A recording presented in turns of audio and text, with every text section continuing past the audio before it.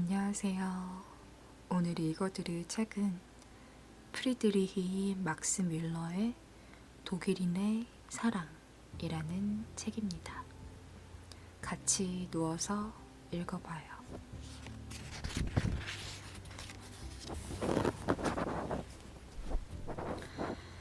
첫 번째 회상.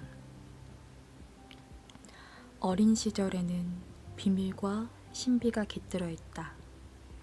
그러나 어느 누가 그 시절의 비밀과 신비를 얘기하고 설명할 수 있을까? 우리는 모두 어린 시절이라는 고요한 신비의 숲을 지나왔다. 우리는 모두 황홀경에 눈을 떠본 적이 있고 인생의 아름다움이 밀물처럼 밀려와 우리의 영혼을 적셨던 때도 있다. 그때는 우리가 어디에 있는지 누구인지 몰랐다. 그때는 온 세상이 우리 것이었고 우리는 온 세상에 속했다. 시작도 끝도 없고 휴식도 고통도 없는 영원한 삶이었다. 우리의 마음은 봄날의 하늘처럼 밝고 오랑캐꽃의 향기처럼 신선하며 주일 아침처럼 고요하고 거룩했다. 그런데 무엇이 이런 어린 시절의 신성한 평화를 깨는 걸까? 어째서 이런 천진난만한 삶이 언젠가는 끝날 수밖에 없단 말인가? 무엇이 우리를 이 유일하고 완전한 축복에서 갑자기 끌어내어 외롭고 쓸쓸한 어두운 삶으로 들여보내는가? 근엄한 표정으로 죄를 짓기 때문이라고 말하지는 말자. 어린아이가 어찌 죄인이 될 수 있단 말인가? 그렇게 대답하느니 차라리 모른다고 하고 조용히 있는 편이 좋으리라. 봉오리가 꽃이 되고 꽃이 열매가 되고 열매가 썩어 흙이 되는 것이 죄란 말인가? 애벌레가 번데기로 변하고 번데기가 나비로 변하고 나비가 죽어 흙이 되는 것이 죄란 말인가? 어린아이가 어른이 되고 어른이 노인이 되고 노인이 흙으로 돌아가는 것이 죄란 말인가? 그렇다면 흙은 무엇인가? 차라리 모른다고 하고 조용히 있는 편이 좋으리라. 그러나 인생의 봄을 돌아보고 그때를 생각하며 추억하는 일은 참으로 아름답다.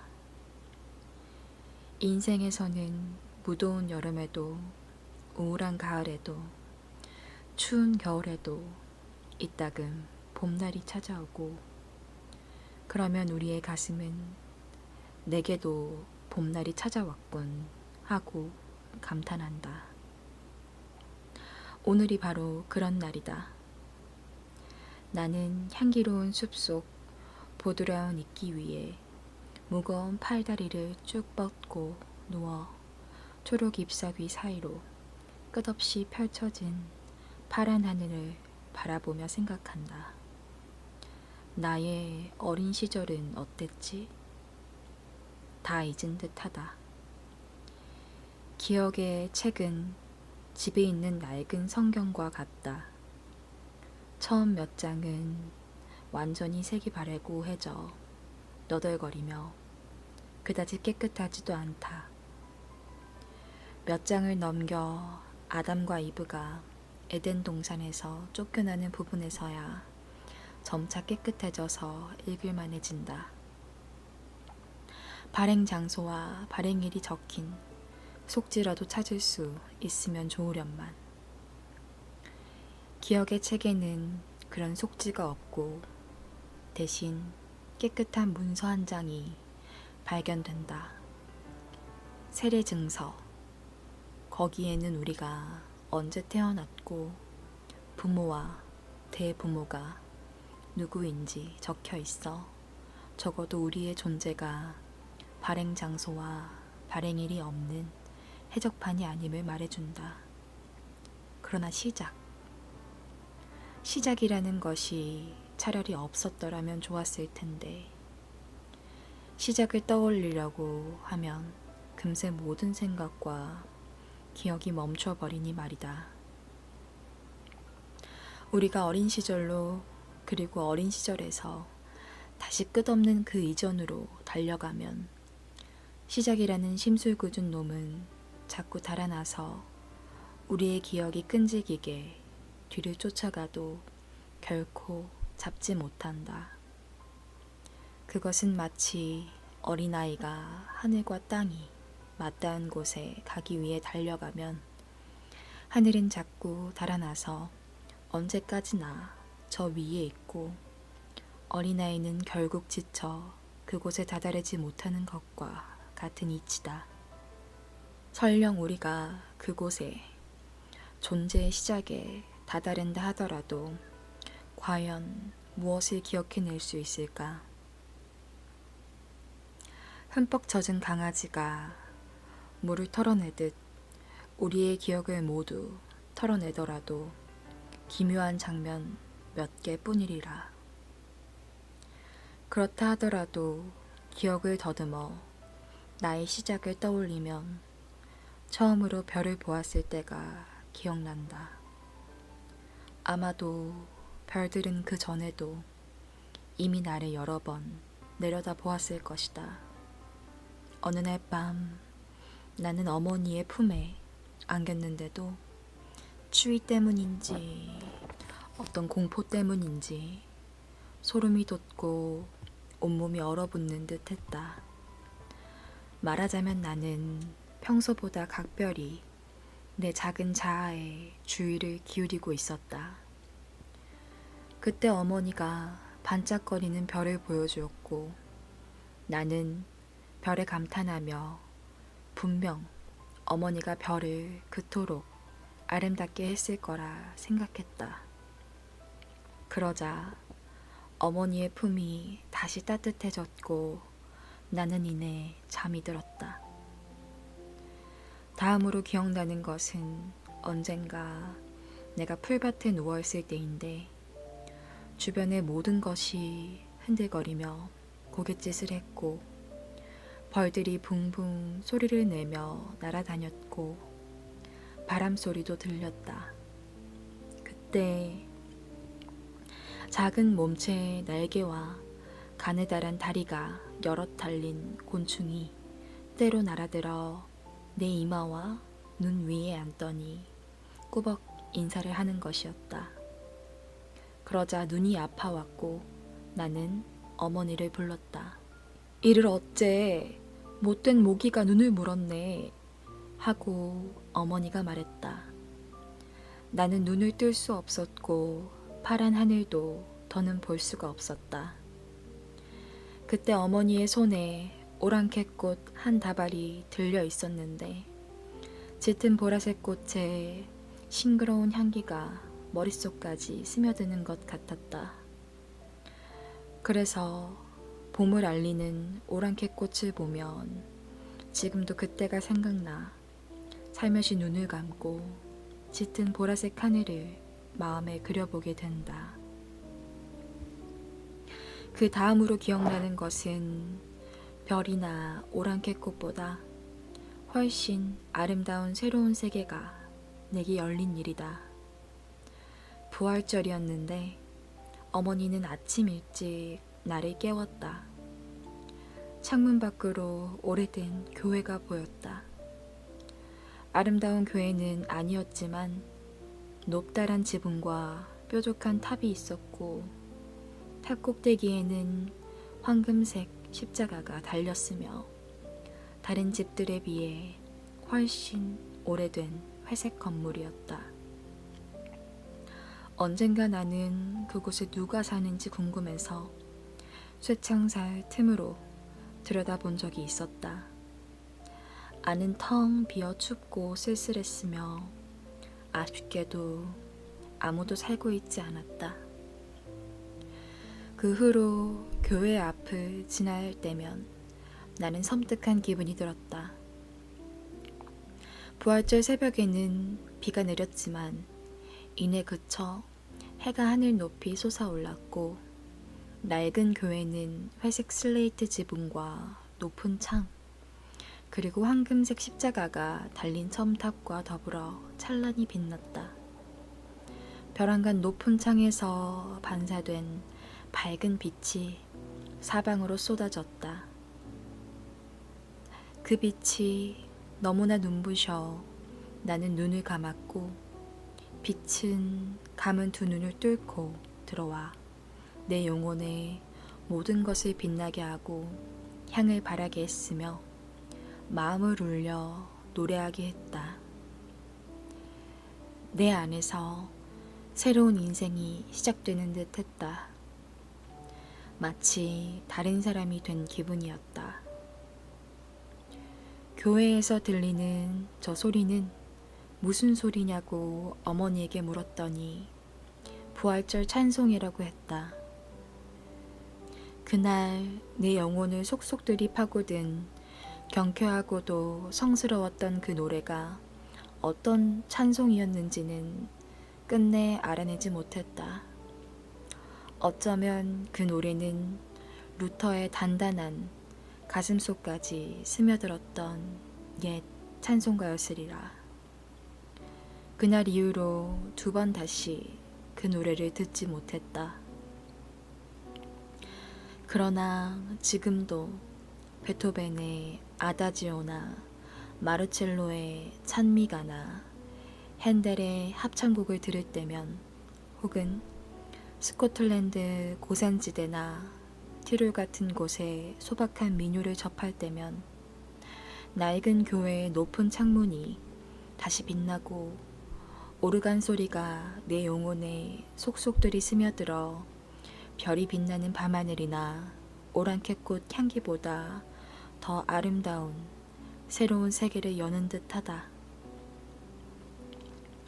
내가 기억해낼 수 있는 가장 어린 시절의 일들은 이런 것이다. 그리고 이런 회상들 사이로 사랑이 가득한 어머니의 얼굴과 인자하면서도 엄한 아버지의 모습, 정원, 포도넝쿨, 부드러운 푸른 잔디, 그리고 내가 아끼던 낡은 그림책이 떠오른다. 이것들이 내 기억의 첫 장에서 읽을 수 있는 전부이다. 그러나 그 뒷장부터는 훨씬 선명하고 뚜렷해진다. 이름과 모습들이 여러 떠오른다. 아버지와 어머니뿐만 아니라 형제 자매, 친구들, 선생님들, 그 밖에 수많은 사람들. 그렇다. 그 수많은 사람들에 대한 여러 회상이 내 기억 속에, 책 속에 적혀 있다. 두 번째 회상. 우리 집에서 그리 멀지 않은 곳, 그러니까 황금색 십자가가 달린 오래된 교회 맞은편에는 교회보다 더 크고 첨탑도 여럿인 거대한 건물이 하나 있었다. 교회 첨탑과 마찬가지로 그곳의 첨탑들도 온통 회색으로 꽤 오래된 듯했지만 꼭대기에 황금색 십자가는 없었고 그 대신 독수리 석상이 앉아 있었으며 중앙 현관 바로 위에 솟은 제일 높은 첨탑에는 흰색과 푸른색 무늬의 커다란 깃발이 나부끼고 있었다. 중앙 현관 밑으로는 길게 계단이 나 있었고 그 양편에는 기마병 둘이 방패를 들고 서 있었다. 이 저택에는 창문이 아주 많았는데 창문 안쪽으로 황금색 술이 달린 붉은 명주 커튼이 드리워져 있었고 정원에는 보리수 고목이 빙 둘러 있어 여름이면 푸른 잎사귀가 회색 벽에 그림자를 비추고 향기로운 흰 꽃잎이 잔디에 사뿐히 내려앉았다. 나는 종종 그 저택을 들여다보곤 했는데 보리수 향이 은은히 번지고 등불이 켜지는 저녁이면 여러 사람의 그림자가 이리저리 창에 어른거렸다. 저택에서 음악이 흘러나오고 마차를 타고 온 신사숙녀들은 높은 계단을 황급히 올랐다. 모두가 좋은 사람 같았고 아름다워 보였다. 신사들의 가슴에는 별 모양의 훈장이 달렸고 숙녀들의 머리에는 싱싱한 꽃이 꽂혀 있었다. 그때 나는 속으로 묻곤 했다. 나는 왜 들어갈 수가 없지? 그러던 어느 날 아버지가 내 손을 잡으며 말했다. 우리도 저 성에 들어갈 거야.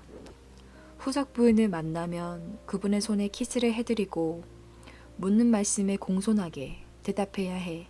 알았지? 당시 6살쯤 되었던 나는 그 나이에 느낄 수 있는 최고의 기쁨을 맛보았다. 등불이 켜진 창에 어른거리는 그림자를 보며 이미 갖가지 상상을 했었고 후작 부부가 굉장히 훌륭한 사람들이라는 얘기를 오래전부터 집에서 자주 들었었다. 그분들은 무척이나 자비로워 가난한 이들을 돕고 병자를 위로하며 마치 착한 사람을 지켜주고 나쁜 사람을 벌하기 위해 하느님이 택한 사람들이라고 생각했다. 성 안에서 일어나는 일들을 오래전부터 마음에 그려왔던 터라 후작 부부는 내가 가지고 놀던 호두까기 인형이나 나프로 만든 병정만큼이나 아주 친근한 존재였다. 아버지를 따라 중앙현관의 높은 계단을 오를 때 나의 가슴은 두근거렸다. 후작은 전하, 후작 부인은 마마라 불러야 한다고 아버지가 내게 이르고 있을 때 현관문이 활짝 열리더니 키가 크고 눈이 반짝이는 부인이 내 앞에 나타났다. 후작 부인은 내 앞으로 다가와 손을 내밀며 온화한 미소를 띄었다. 무슨 영문인지 아버지는 문가에 서서 머리를 푹 숙이고 계셨고 나는 심장이 터질 것만 같았다. 그리고 나도 모르게 부인에게 달려가 목을 안고 어머니에게 하듯 볼에 입을 맞추었다. 아름다운 부인은 기분이 좋은 듯 내 머리를 쓰다듬으며 웃었다. 그런데 아버지는 내 팔을 잡아 끌더니 버릇없이 군다고 야단을 치며 앞으로 다시는 데려오지 않겠다고 나무라는 것이었다. 나는 내가 뭘 잘못했는지 몰라 어리둥절했고 아버지가 너무나 야속하여 얼굴이 빨개졌다. 나는 변호라도 부탁하듯 후작 부인을 애절하게 쳐다보았지만 부인은 온화하면서도 엄숙한 표정만 짓고 있었다. 나는 혹시 내 편이 있을까 싶어 방에 모인 신사 숙녀들을 둘러보았다. 그러나 모두들 미소만 지을 뿐이었다. 나는 눈물을 흘리며 밖으로 뛰쳐나와 계단을 내달렸다. 정원의 보리수를 지나 집으로 온 나는 곧장 어머니의 품에 달려들어 울음을 터뜨렸다. 왜 그래? 무슨 일이야? 어머니가 물었다. 후작 부인을 만났는데 꼭 어머니처럼 자상하고 아름다운 분이었어요. 그래서 나도 모르게 어머니 얘기하듯이 부인의 목을 안고 입을 맞추고 말았어요. 저런, 그건 예의 바른 행동이 아니란다. 그분은 남이고 신분도 높으신 분이니까 말이야. 남이 뭐예요? 나를 예쁘게 봐주고 다정하게 대해주는 사람이라도 무조건 다 좋아하면 안 되는 거예요? 좋아하는 건 괜찮단다. 하지만 그 감정을 겉으로 드러내는 건 옳지 않아. 사람을 좋아하는 건 옳은 일이잖아요. 그런데 좋아하는 마음을 겉으로 드러내는 게 왜 옳지 않아요? 네 말도 맞아. 하지만 아버지의 말을 따랐어야지. 좀 더 잘하면 너도 알게 될 거야. 자상하고 아름다운 부인이라고 무조건 다 목을 안고 입을 맞출 수는 없는 거란다. 무척이나 슬픈 날이었다.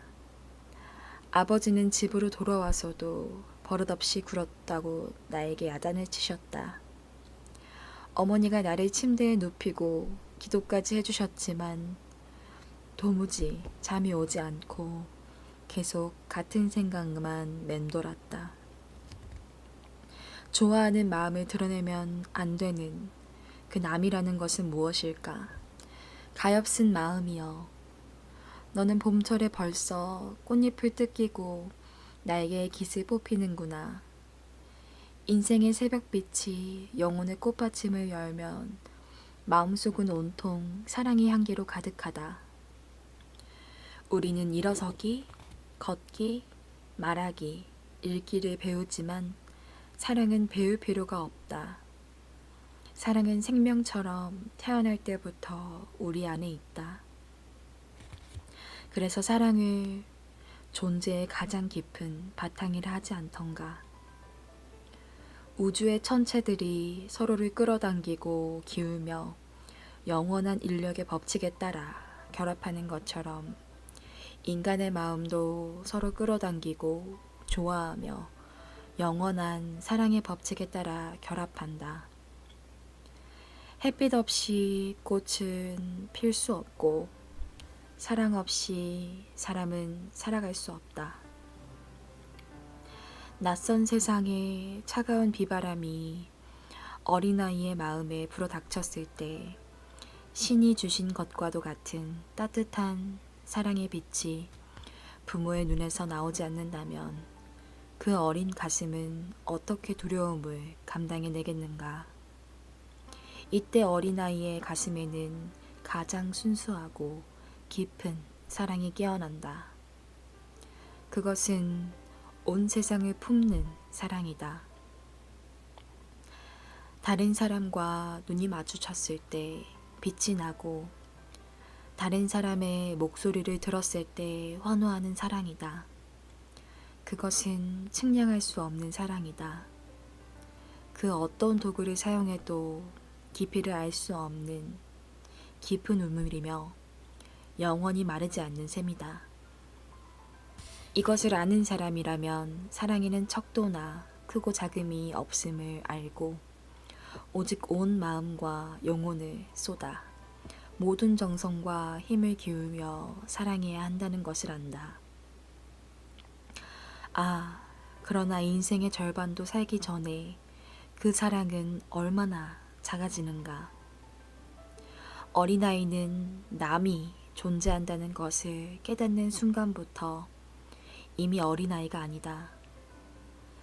사랑의 샘은 막히고 세월이 흐르면서 완전히 메말라 버린다. 눈동자는 빛을 잃고 우리는 시끄러운 세상 속에서 어둡고 지친 얼굴로 서로를 지나친다. 우리는 서로 인사조차 하지 않는다. 답례를 받지 못하는 인사가 얼마나 마음을 아프게 하는지. 인사를 나누고 손을 맞잡았던 사람과 이별하는 것이 얼마나 슬픈 일인지 알기 때문이다. 꽃잎은 찢겨 시들고 마음의 날개는 깃을 뽑히고 마르지 않던 사랑의 샘에는 갈증만 겨우 면할 수 있는 몇 방울만 남아 죽을 것 같은 우리의 혀를 축인다. 이 몇 방울의 물을 가지고도 우리는 사랑이라 부르고 있다. 하지만 그것은 어린아이처럼 순수하고 완전하게 밝은 사랑이 아니다. 그것은 불안하고 빈곤한 사랑이다. 장렬하는 격정, 타오르는 정열. 그것은 뜨거운 사막 위에 뿌려진 빗방울처럼 스스로 소멸하는 사랑이다. 요구하는 사랑일 뿐 헌신하는 사랑이 아니다. 나의 것이 되겠느냐고 묻는 사랑일 뿐 너의 것이 되겠냐고 말하는 사랑이 아니다. 이기적이고 의심하는 사랑일 뿐이다. 몇몇 시인들이 노래하는 사랑도 청춘 남녀가 생각하는 사랑도 모두 이런 것들이다. 그것은 타오르다 꺼지고 마는 불길로 온기를 죽이는커녕 연기와 재만 남긴다.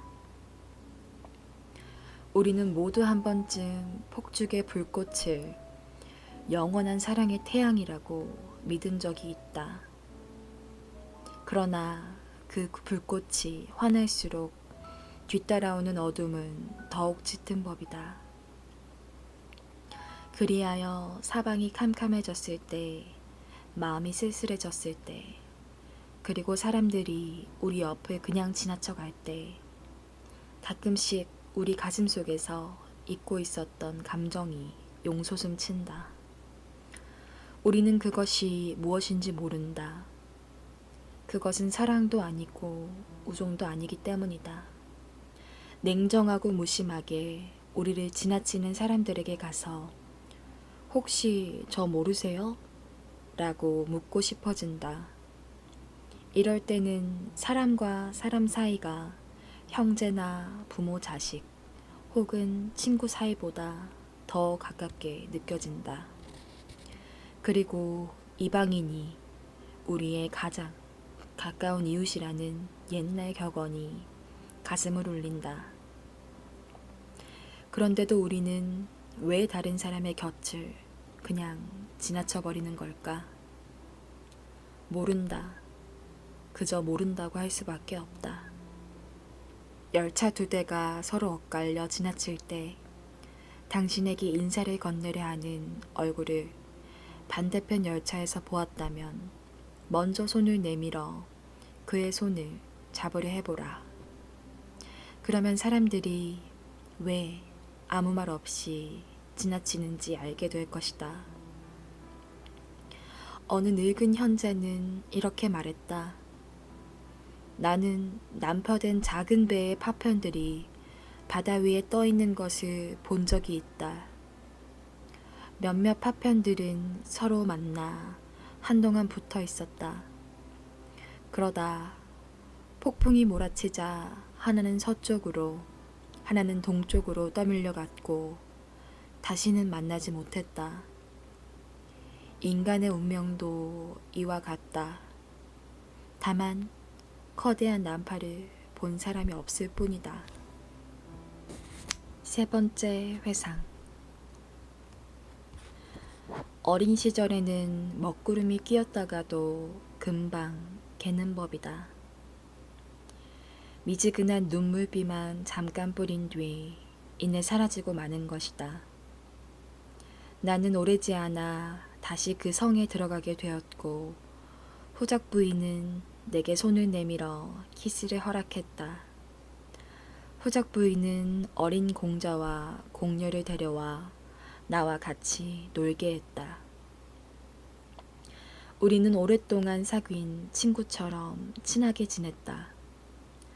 학교에서 돌아와 성에 놀러 갈 수 있었던 그때가 참으로 행복했다. 그곳에는 갖고 싶은 모든 것이 다 있었다. 어머니가 가게 진열장을 가리키며 가난한 사람이 일주일을 꼬박 벌어야 겨우 살 수 있다던 장난감들이 성에 가면 다 있었다. 그리고 후작 부인에게 부탁만 하면 장난감들을 집으로 가져가 어머니에게 보여줄 수도 있었고 어떨 땐 그냥 가져도 되었다. 또한 아버지가 착한 아이에게만 사준다던 근사한 그림책도 그 성에서는 책장에서 마음대로 꺼내 몇 시간이고 읽을 수 있었다. 공자가 가지고 노는 물건들은 모두 내 것이기도 했다. 적어도 나는 그렇게 믿었는데 마음대로 가져가는 것은 물론이고 다른 아이들에게 줄 수도 있었기 때문이다.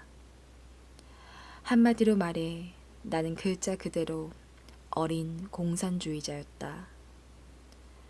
한편은 이런 일도 있었다. 후작 부인이 뱀 모양의 황금 팔찌를 차고 있었는데 마치 살아있는 뱀처럼 보였다. 후작 부인은 그 팔찌를 우리에게 가지고 놀라고 주었다. 나는 어머니를 놀래줄 생각으로 그것을 팔에 감은 채 집으로 향했다. 가는 도중에 한 하녀를 만났는데 내 팔에 감긴 뱀을 보며 달라면서 이 황금뱀 하나면 감옥에 있는 남편을 구해낼 수 있다고 말했다. 나는 서슴지 않고 그 팔찌를 하녀에게 주고 집으로 달려갔다. 다음 날 큰 소동이 벌어졌다. 그 가엾은 하녀가 성에 끌려와서 울고 있었고 사람들은 하녀가 내게서 팔찌를 훔쳤을 거라고 말했다. 나는 화가 났지만 침착하고도 당당하게 나서서 그 팔찌는 내가 그녀에게 준 것이고 되돌려 받을 생각이 없다고 말했다. 이 사건이 어떻게 끝났는지는 모르겠다. 다만 그 일이 있은 뒤로는 집으로 물건을 가져갈 때 먼저 후작 부인에게 꼭 허락을 받기로 약속했던 기억이 난다. 그러나 내 것과 남의 것에 대한 개념이 완전히 생기기까지는 오랜 시간이 걸렸다. 내가 꽤 오랫동안 빨강과 파랑을 혼동했던 것처럼 내 것과 남의 것을 구별하는 일은 내게 혼란을 주었고 급기야는 친구들에게 웃음거리가 되기도 했다. 한 번은 어머니가 사과를 사오라고 은화 1그로션을 주었다. 사과는 5페니밖에 하지 않았다. 1그로션을 내자 아주머니는 곤란한 표정을 지으며 하루 종일 한 개도 못 팔아 거스름 돈이 없으니 1그로션 어치를 사가라고 했다. 마침 주머니에 5페니짜리 동전이 들어있었고 그것을 아주머니에게 주면 지금의 문제를 해결할 수 있겠다는 기쁨에 동전을 내밀며 자, 이걸 줄게요. 이제 거슬러 줄 수 있죠? 라고 말했다. 그러나 내 말뜻을 잘못 알아들은 아주머니는 은화를 되돌려주고는 동전을 받아 넣었다.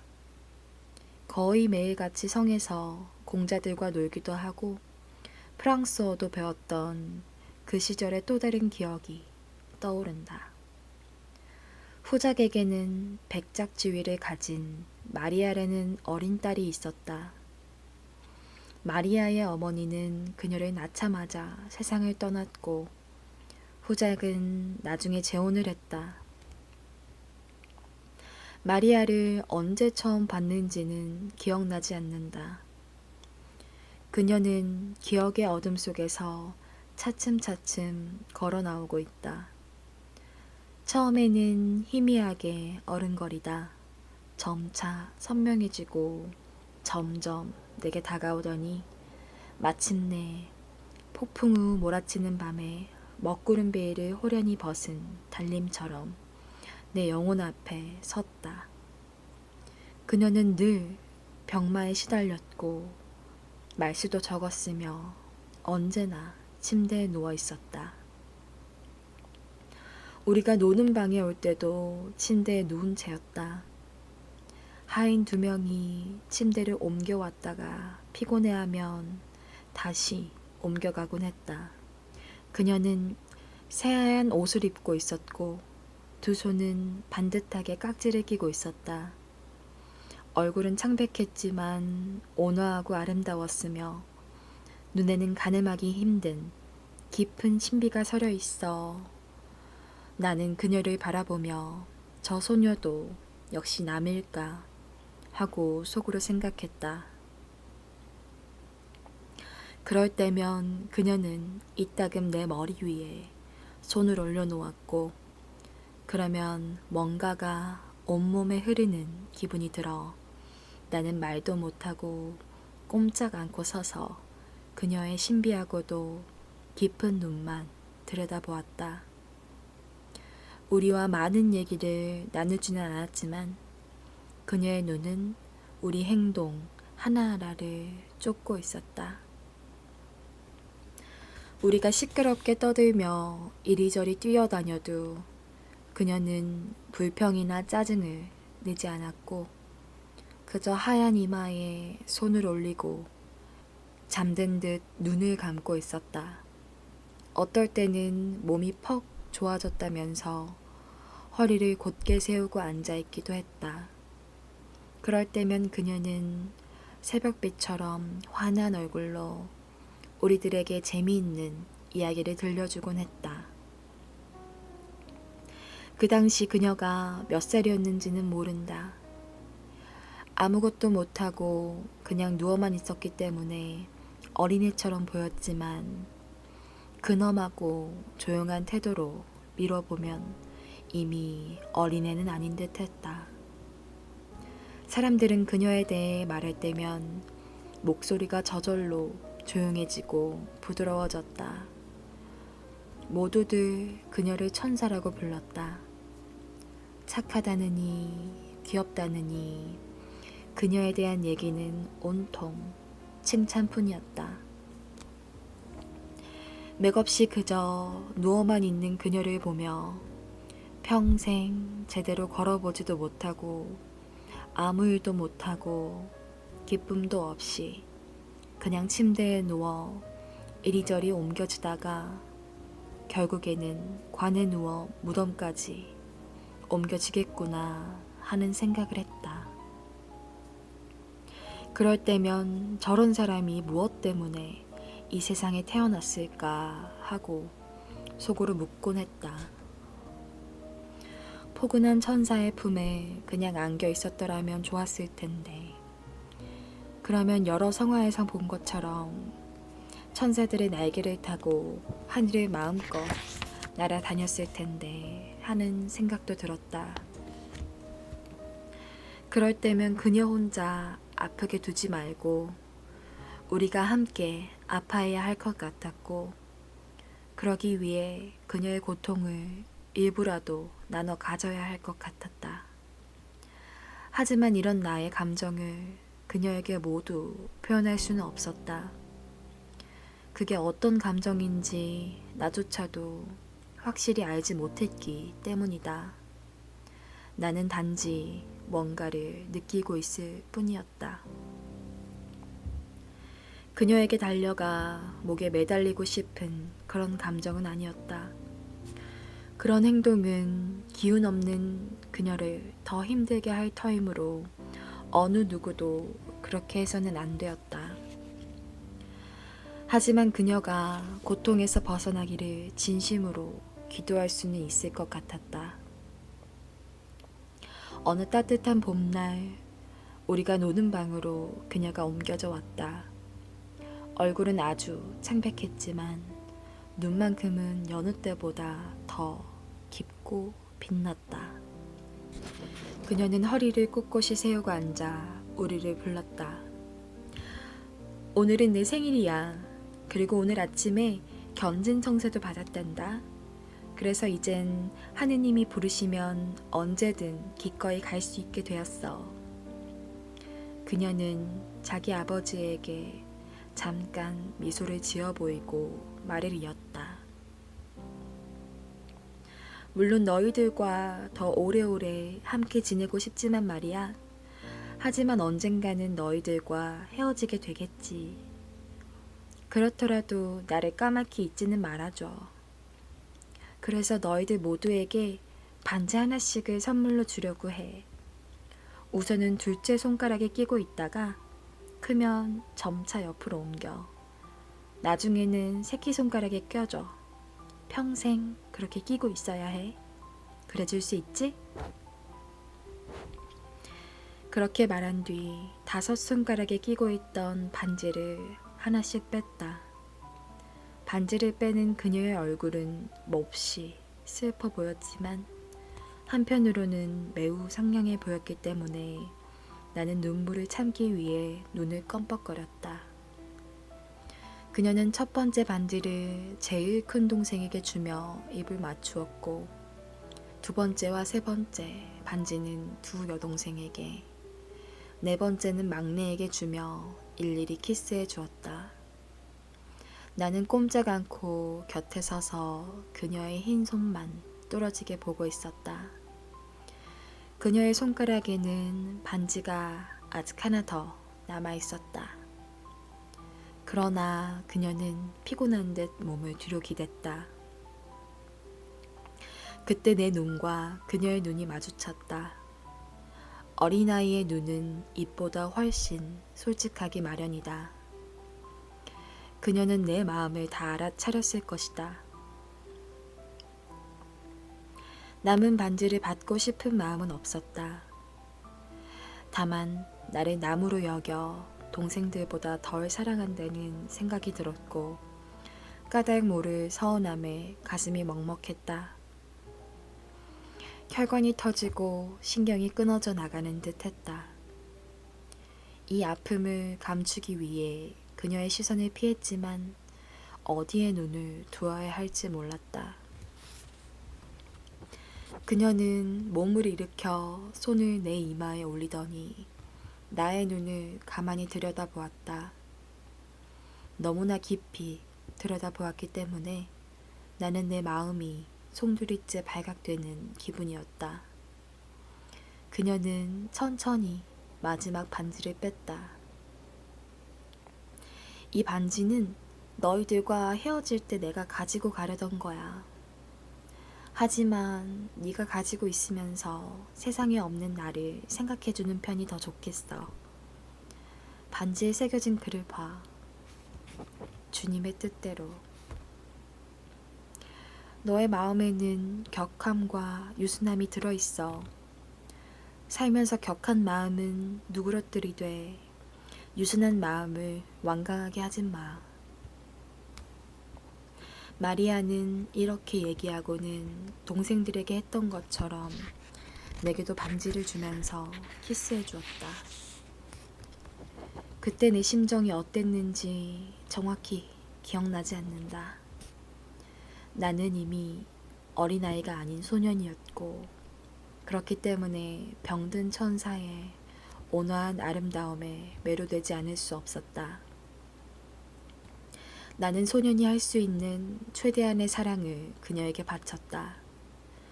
소년의 사랑에는 청년이나 장년에게서 찾아보기 힘든 진심과 진실, 그리고 순수함이 있다. 그러나 나는 그녀가 남이고 내가 사랑을 표현해선 안 되는 사람이라고 믿었다. 나는 그녀의 엄숙한 말을 제대로 이해하지 못했다. 하지만 그녀의 마음과 나의 마음이 세상에서 가장 가깝게 닿은 기분이었다. 그리고 가슴을 누르던 모든 아픔 또한 말끔히 사라졌다.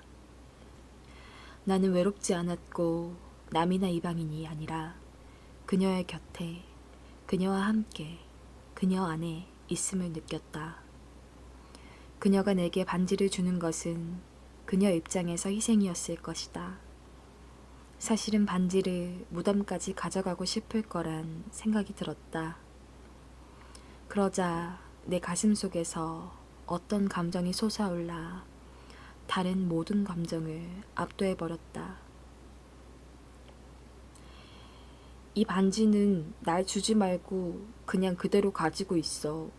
네 것은 모두 내 것이니까. 나는 더듬거리며 말했다. 그녀는 놀란 표정으로 나를 보았고 한참을 곰곰이 생각하더니 반지를 받아 다시 손가락에 끼고는 내 이마에 입을 맞추며 속삭이듯 말했다. 네가 지금 한 말이 무슨 뜻인지 잘 모르고 있구나.